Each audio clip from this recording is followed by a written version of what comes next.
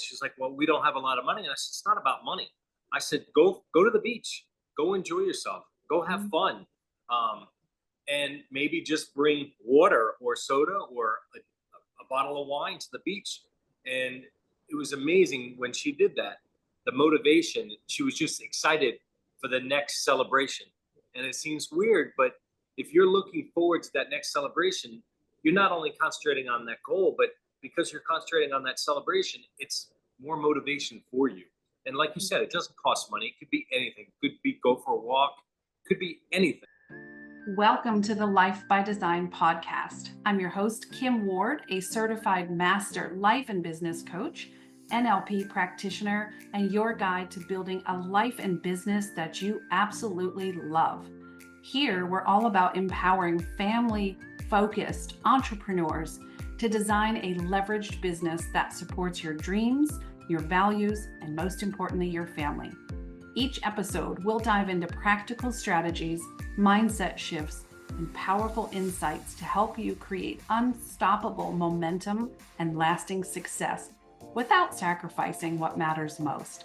Whether you're looking to grow your business or get unstuck or align your goals with your lifestyle, you're in the right place. So let's get intentional, let's get inspired, and let's design a life you love by design. Let's dive in. When looking for motivation, you might be looking in all the wrong places. Hello there. In this episode, we're going to be talking to you about how to tap into and how to find the motivation from within. Hello again, Richard. Hello. Hello. I wanted to talk about motivation because we have a lot of people who, when they come to us before they're a client or they're in that discovery conversation, they're really struggling with where to find motivation. And generally, it really is in the wrong places. What I mean by that is they're looking externally for motivation. And I'm one of those people. You've brought this up with me a lot, that I'm someone who will run, and hit some massively, incredibly checkpoints that I never thought were possible for me. And I never stop to appreciate the journey or the win. I'm on to the next thing. And, since we talked about that, I've slowed down a little bit, and we celebrate wins, and we do make it a point to slow down a little bit. But you're very, very good at tapping into whatever holy grail you're tapping into to get motivated. And I want to pull that out of you today, because there's a lot of entrepreneurs who struggle, like you brought up one of our clients the other day. So how do we really tap in and discover where our source of motivation comes from? Well, each of us are different. I mean, you brought up the external motivation, and a lot of people work off external motivation. And we should be looking inside, but a lot of times when we look outside is what we find what's inside. I know that seems strange, but we have some people that, like yourself, aren't motivated necessarily by what you want or the person itself wants. It's motivation. We get motivation sometimes by our partner, what they want. We're motivated for our kids. We're motivated for our husband. And it's so different for everybody. It is so different. And finding that motivation is key point to success on every level. And you brought up a valid point about celebrating your successes. And that's one of the major things.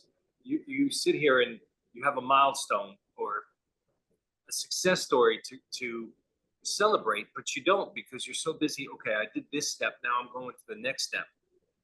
Celebration of that first step is huge. And that gives you even more motivation when you do that. Does that make sense to you? I love it. I was actually just thinking and reflecting in my head. We used to do something called Celebration Fridays inside of the community that I was in. And it was run by Ray Higdon. It still is run by Ray. And every Friday he would make a point to say, what did you do this week that needs to be celebrated? I don't care if you have to give yourself a high five or literally physically pat yourself on the back. celebrating doesn't mean you have to spend money and go out to a fancy dinner. You and I, we've popped bottles of champagne at times, and we Yeah. like to have fun and do those things. But I might run out to you and be like, "Babe." Hey, I know. I know. We had, go ahead. No, I was gonna say No, just little moments. and that's the thing. It was funny. I said the exact same words to somebody the other day, a client. You know, Yeah, I love that. Now, our listeners might not yet know, but they're going to learn over time that you're a little bit of a freak of nature. So when something needs to get done, whether it's building a house, you tend to do those things by yourself. I mean, like extraordinary things that people look at you and go, "What? What?" And I think in moments like that, if I'm wrong, correct me, but I think you can shift gears between the external motivation. So, in a sense of building a house, it's like, hey, this is something my family needs. This is something my family is depending on me for. So, I need to do what I need to do. But then there's the other half of you that's still a freak of nature, where you're right now in your man cave and your man garage, where you have all of your workout equipment, and you, without needing a coach or without needing someone to remind you or even taunt you, if you will, to be like, go work out, you do that stuff every single day every day. by yourself without being told. Where does that motivation come from? Well, initially it started off with the fire service. You know, we work out all the time to stay in shape. But now that I've retired, it's almost even more important now to work out for me. I want to be fit, and I gained quite a bit of weight working at the fire department. Even though we work out all the time, you know, we eat together, and that forms a symbiotic relationship, and it forms just a synergistic effect with everything. And so I would always do that. We transport into health, healthier foods, but I like doing those things. So it's not hard for me to do, but I also do it because I'm getting older and I'm not a small guy. And if you know my wife, she's not a very tall person. So I wanted to make sure that I was in shape for her, in shape for my daughter. And that's one of my major motivations. You know, I'm 50 plus and I love running around playing tag with my daughter and playing trackball in the field and just running around. And I can do that. And if I stop doing it, I don't know if I can. So So in for this me, sense, it's not a house, it's not a something, but you're working out, and it sounds like it might be still an external motivator. um, well, sure, but I mean, I've always enjoyed working out. I've always wanted to work out, so the motivation is already there.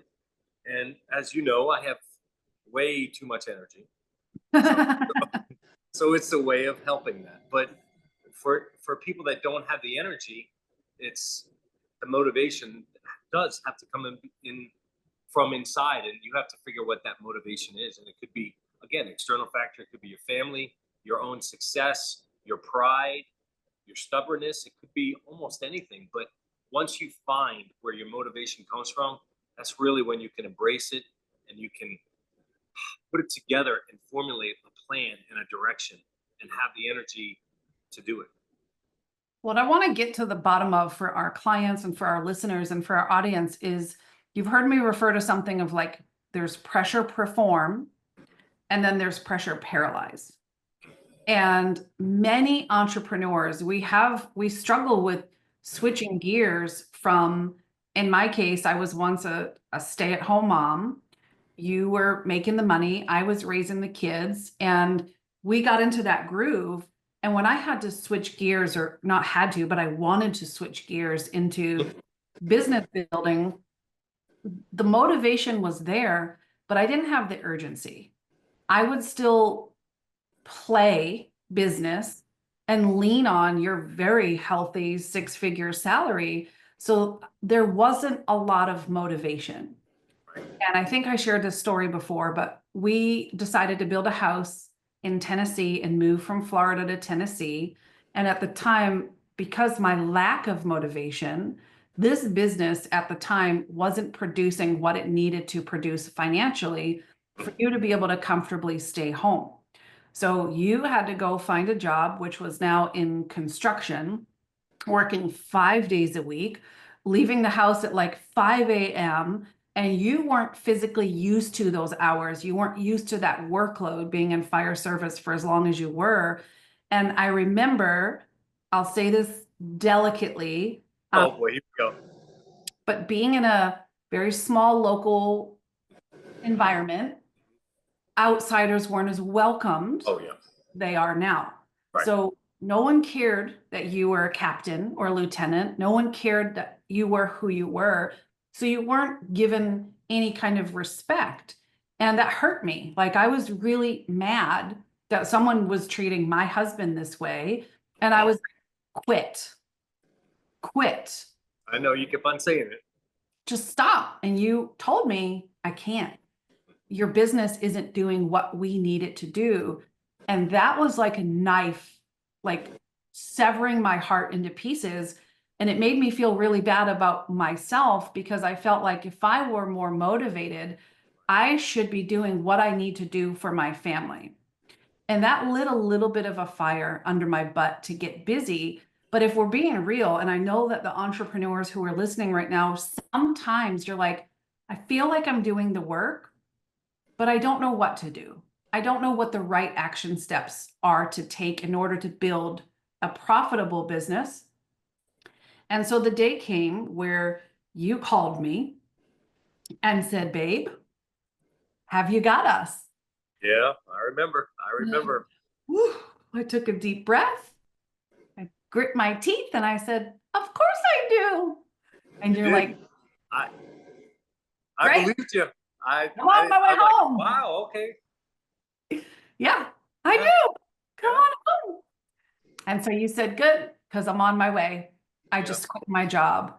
And at the time, I like broke to my knees on the floor and I just started crying because I still felt inadequate to support our family the way we needed to. But I'll tell you what that did do. And my friends, I'm sharing this with you so that you might not have to wait until something so completely extreme happens in your life. But that tapped into some unknown levels of motivation. And I stopped effing around. I stopped wasting time. And I was like, my family needs me. And still, we're still talking. It's the external motivator, but it was my time to step up. And I tapped into wherever I found that motivation. Maybe for us, it was like, oh, shoot, our bills aren't going to get paid. My daughter's not going to enjoy the extracurricular activities that she does.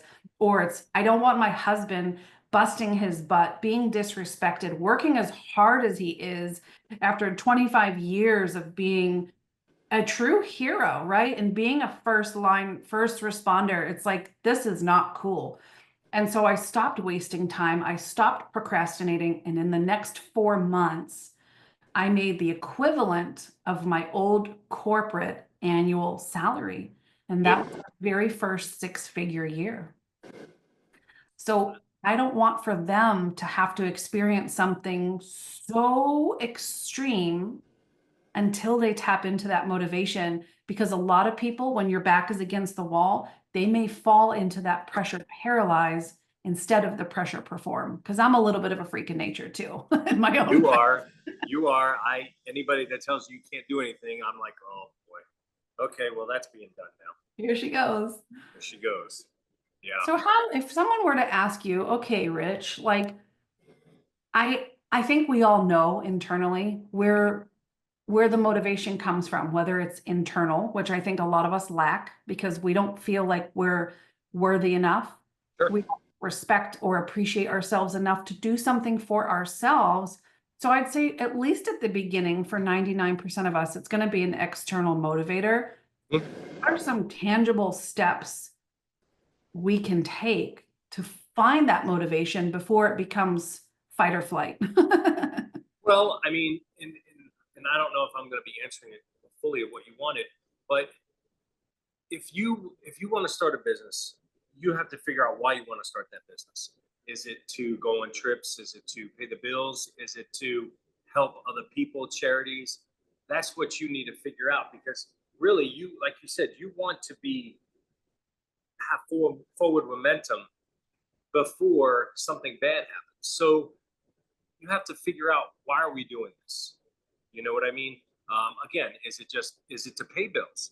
And if it's to pay bills, then you already should have that motivation in you, but maybe you're suppressing it, and you have to let it go. You have to let it fly, and do what you need to do, and know that you have enough self-confidence that you can do it. Or, like you said, it could be for vacations and other things. I believe that when you start a business, you've already got it in your blood, and you've already got it in the back of your head that you want to do this. Otherwise, you wouldn't have been doing it to begin with. You just have to embrace that little spark that you had to even start the business, and fan it. Make it get hotter. Make it get brighter. And that's the key. You have to really just capture why you started this in the first place. I feel like I'm going to say a normal outsider gets that. It's logical to you. And being in fire service, or even when I was in the corporate space, I think something switches in our brain when we step into entrepreneurship or self-employment, and all that logic goes out the window.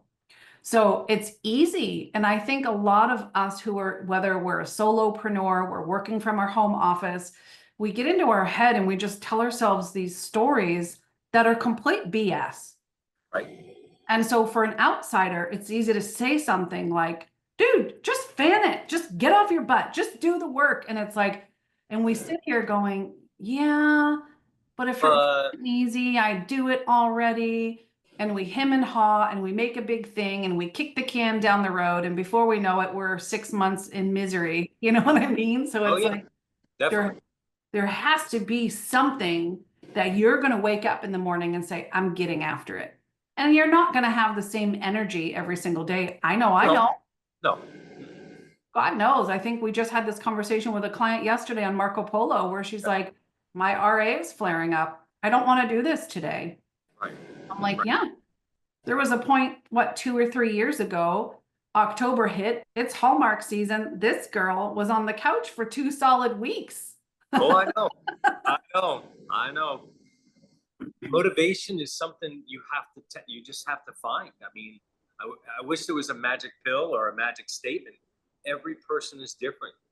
Every person gets motivated by different things, and you have to sit down and look at things and talk to people.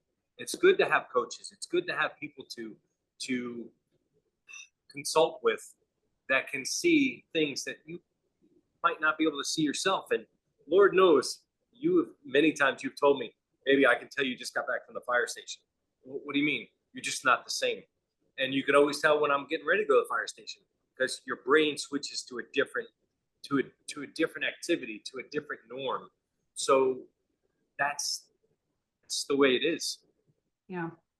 Yep. And so on the flip side, someone like myself who lives at home, works at home, always home, I had to find those things outside of the home that I could get out and have that change of environment. So, for me, I've taken on a more active role at church. I volunteer a lot in the community. Adriana, our daughter, just started basketball season. So we carve out those times in our calendars to go to her every basketball game, every practice. We are there. And it's those things where you find and tap into that motivation. I like how you mentioned whether it's like paying off bills or philanthropy, right? Are you going to take an active part in church? I want to mention, I think I brought this up in one of our previous episodes, but I've been teaching out of this. It's called the Business Bible. There's only 10,000 copies in the entire world. And I'm so fortunate to have one. But every Sunday night, I started to do a Facebook Live series in our group called Kingdom Business Building. And it's free. You can join our Facebook community. We'll put the link here for you to join that community. If you want to step in and be a part of that Facebook Live series, please do. But basically what's happening here is the Business Bible is talking about how the Bible was the first really to introduce ideas of business, of leadership, of philanthropy. And in God's economy, there's 4 sectors. One is family. When we do more, when we create the business that we envision, and Rich and I, we've got the dry erase board. We look at the goals. We start with that end result and we reverse engineer every year. What is this going to look like? What action steps do we need to take to hit these goals for our family? That's first and foremost. This year, I have on this board a castle in Ireland, and you're all going to be the first to know through our social media and our live streams, like we are at a castle in Ireland. What did Adriana say to us the other day? Where she want to go? Tokyo. She asked you for a trip to Japan. Japan, that's right. You Japan. know, it's like she's dreaming, and Oh, yeah. so that motivation is for our family to be able to really collect memories. I shared with one of our clients this morning, time is the only thing you can spend and never get more of. So we're collecting memories. We're having a great experience, and we're providing that for our daughter. And that's going to shape who she is in the future and what kind of a parent she turns out to be. The second is government. However we all feel about the government is irrelevant, but the idea is the government is supposed to be for the people and protect the people. So a part of our business funds the government through taxes. And that's our job under God's economy, is to fund the business. And then I forget the other 2 because I'm brain dead at this point in the night, but it's really cool to look at what that looks like and find those motivators. Oh, one was church. Church is supposed to feed and fuel the community. Yeah. And so that's part of it. And it's like, what role does your business play in any or all of those? And I know for us, it's all 4. And I wish I remembered the 4th one. You talk and I'll find the 4th one. No, I was just thinking, we talked about motivation, and it's good to have goals, but it's also good to set a reasonable goal to start off with, whether it's going out for dinner or going on a light trip, nothing serious, but you want to make a goal that's reasonable so you can celebrate that goal. So it becomes contagious to be motivated to get that next goal, and then the next goal, and the next goal. And that is key. If you sit there and create a goal, like I want to fly around the world within the first year, that goal is not going to be reasonable for the most people. And then you're going to lose that celebration. So when we try to motivate ourselves, we need to set realistic steps and enjoy those steps and celebrate those steps, because it's only going to continue more and more. And quite honestly, our family has become a little bit bougier over time. So now we're motivated by different things, not me, our daughter, and you enjoy first class as well. I do. So it's like when you get to travel and you get to experience that, it's like, okay, what would it be like to be able to sit first class and relax and have a very low stress experience instead of schluffing yourself back there and waiting for everyone to deboard the plane and you're last? It's a very different experience. So over time, you're going to find that the motivators are changing and shifting. Absolutely. And it's fun. It's really fun when you embrace the journey. I found the 4th one and I said it without realizing it. So it's family, business, government, and religion. Oh, you said it. That was it. The family is a unique and powerful place. We can hire workers, which now we have a team of 7. So we're establishing our own economy. Right. And providing capital, business training, and employment opportunities. Then the business, then the government, and then the religion. So those are some of the things we do on Sunday nights, is just kind of reach in that business Bible and say, how does this apply to us? Now, if you're not Christian, that's not a place for you, and that's okay, because we love you anyway. Exactly. So I think it's cool that we're all pretty much the same. Finding those external motivators, whether it's, I want to play a bigger role in my church. I want to have a hospital wing named after me. Right. I want to bring my family around the world and see Japan. But you know what? We want to do it first class. Whatever that is for you, let it be. Don't judge. just let it be. And documenting along the way is a really important part of It that. helps because I mean, even speaking out of school, but even with you, sometimes I have to slow you down and say, look at what you've accomplished Mhm. because you're so programmed and you're just more gonna do it, gonna make it happen, and you have to celebrate those things. Absolutely. And quite honestly, they're worth celebrating. They are, They they are, are. and it lets the family, your partner, celebrate with you, and that also makes a tighter bond, and it'll just give you more energy for the next step, I believe. Yeah. I think the last piece I want to touch on, and then we will let you go for today. But when you start your business, like you said, you have it in you, but we also have a why. What is that why? So for many people, they wait until they're making a certain figure, or they wait until the circumstances are perfect before they start to think about living that why. And one of the things that I was taught by a tax strategist is if you carve out just 5% of every dollar that comes into your business and you put that into your why account. For one woman I knew, she wanted an RV. And I'm like, well, when are you going to start looking? When are you going to start figuring out what you want? When you're making 10,000 a month?